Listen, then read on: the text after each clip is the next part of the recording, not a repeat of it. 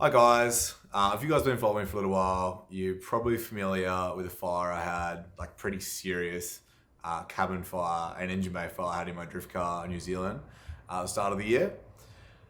It's taken a little while, finally got the car back into Australia now and been going over a few things and really got to the bottom of like, first of all, what caused the fire, was there any signs coming up to the fire which we could have prevented, also like how I handled the situation. I still find it quite weird going over the footage and seeing how I reacted. I think I reacted pretty well, but definitely a pretty interesting situation. And for anyone that like has a car fire, like they'll realize like shit happens pretty fast. I felt like I was super slow on the way I reacted, but as you'll see, and we'll like play through the clip here in a sec, there really wasn't much time to react. And also it was just like a normal practice run. So might as well get started. This is at Manfield track. It's at D1NZ round 4. I think we're sitting maybe like 3rd or something in the championship. And this was just free practice. Turn off the line. Everything's pretty chill. I'm actually just about to do a chase run behind Connor Halligan. This is like one of the first runs of the day. This might have even been like my first chase run potentially. So I'll leave a reasonable margin on this start gate, just enter kind of behind and just sort of trying to work out a bit of a speed reference. You can see cars running sweet. We're running about 50 pound boost to this track, so it was a big layout. This first turn probably had like 260 k's worth of wheel speed. Kind of here at turn 2, it has a little miss. Just there on a handbrake. And again here. So I'll just stop it here. Obviously, it was just in free practice. Car missed through that middle corner and then had a little hiccup again in the next bit. I actually thought the car might have fuel surged or something. It's not unusual because we're running a pretty small team for us to forget to put fuel in it. So I get out of it right now and we kind of just cruise around the track. I actually was thinking at this point, I might have a look at the dash and see if I can toggle through.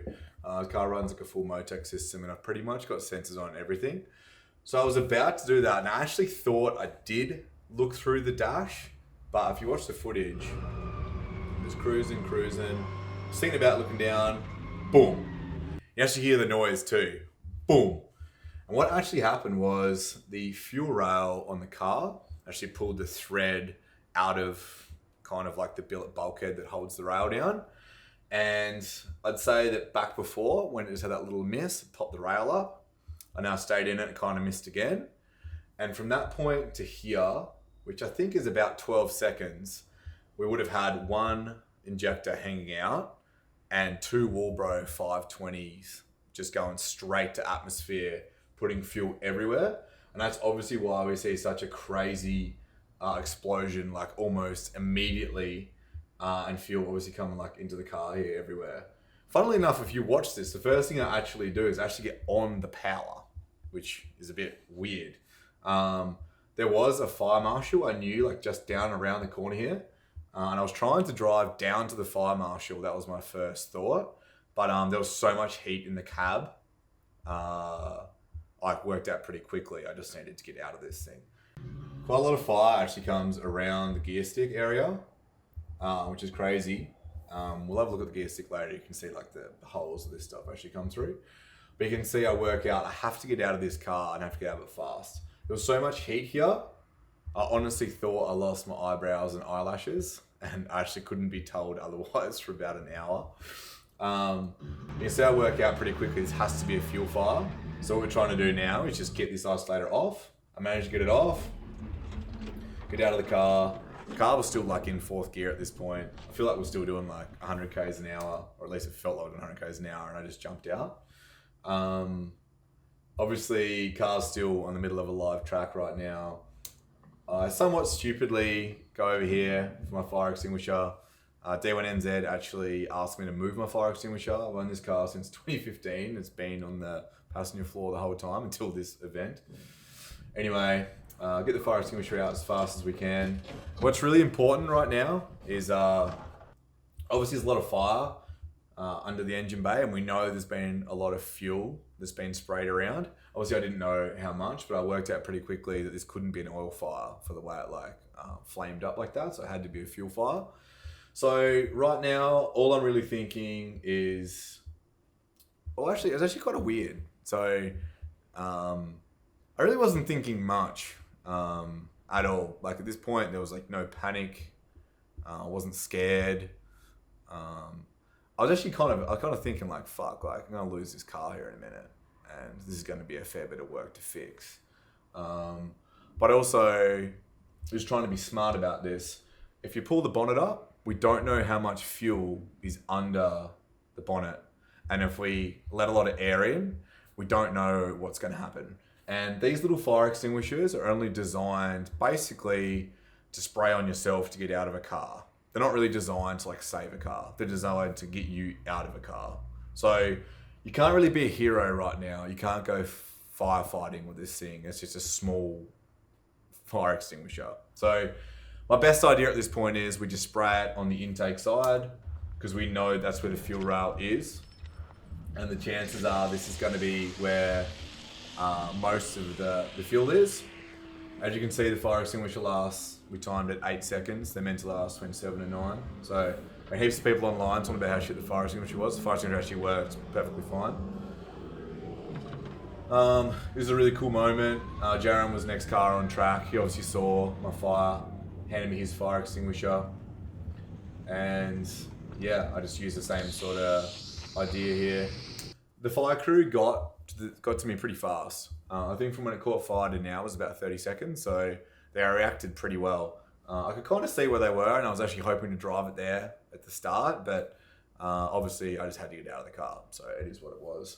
I'm just spraying it on the intake side as much as I can until these guys finally come with the proper 9 kilo fire extinguishers, 2 of them, and they're able to crack the bonnet, spray the extinguisher, and get it up. I find this whole bit a little bit weird. Pure silence. Literally nothing. Can I see me like looking at the car, comprehending it? Nothing. You right? Yeah, I'm fine.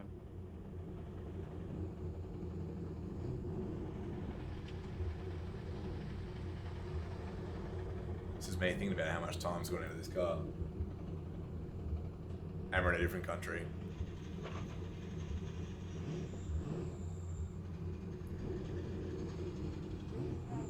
Can we get the... So that's pretty much the whole clip. I find the silence pretty deafening at the end. This is definitely like one of the scariest moments of my life, for sure. But interestingly, like at the time, I really wasn't scared. I was just like reacting. Very, very weird situation to try and explain to someone. But yeah, when I heard that poof and the flames come in the car, I really wasn't ready for it. And there's probably nothing that will ever prepare you for it either. But I kind of want to get this video out so people can learn a little bit. I definitely made a few mistakes here with this. Like obviously went to the wrong side for the fire extinguisher, which seems quite stupid. But also just spread a little bit of knowledge on fire safety. Like, you definitely shouldn't have opened the bonnet. Lots of people have commented and said you should open the bonnet. Lots of people said the fire extinguisher wasn't any good. And actually it did a pretty good job. People have talked about how long the fireys got to get there, but just think about a racetrack having fireys in a safe area behind a wall, behind tyre barriers, them all starting the car and driving there. Like, it's never going to be perfect. And where I stopped the car, I really wasn't in a perfect position. Like, I was a long way away from the marshal point, which is obviously why I tried to drive it there.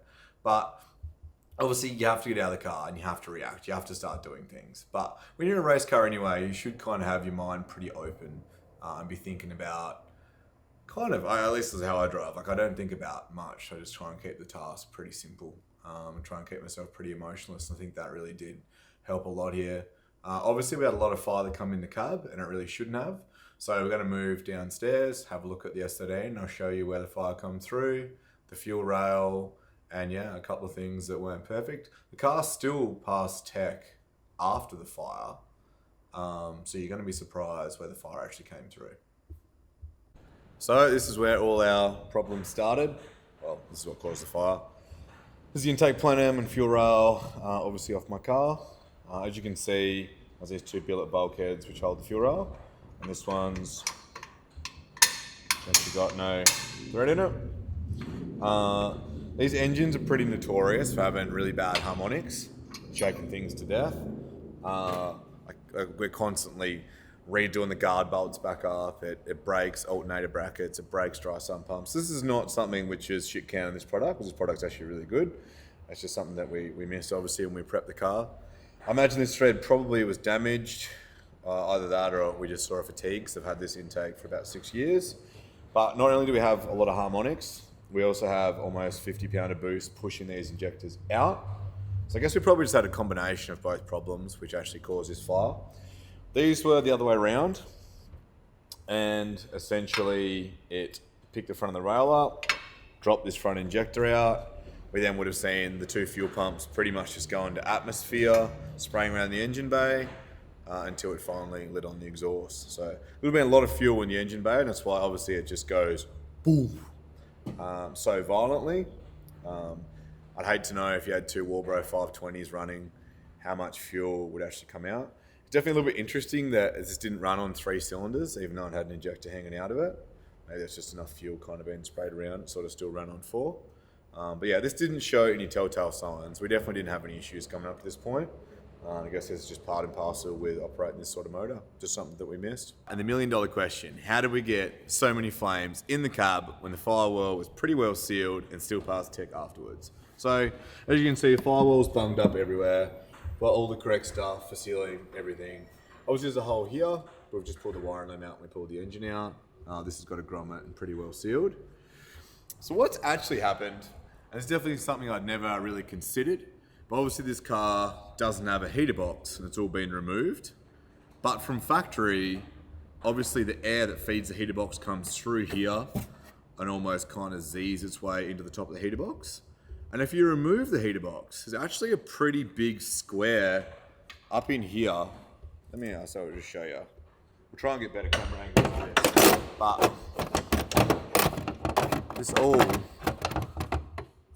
this is a big hole.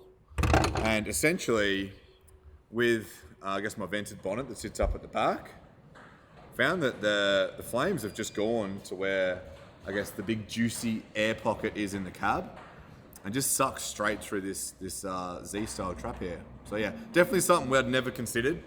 And I honestly think there's probably 1 million cars around that all have exactly the same problem as this. Alright, so just in summary of everything, really just wanted to get this video up just to create a little bit more exposure for Racecar Fires. I mean, I've been racing cars, or at least go-karts, since 12. This is my first fire, and I'm really thankful that I had all my safety gear on, and obviously the fire guys come over to me in a good amount of time, but even still, I was able to get out of the car. I'm sure there's plenty of people that have been a bit more misfortunate than I have, and it feels a little bit like an air crash investigation almost. There was like 10 things that all happened at the same time, and 10 factors that pulled together for the fire to actually happen. But obviously it is possible, and this was one of the scariest days of my life, but hopefully we're going to learn a little bit from it. I definitely have, and hopefully you've learned something too.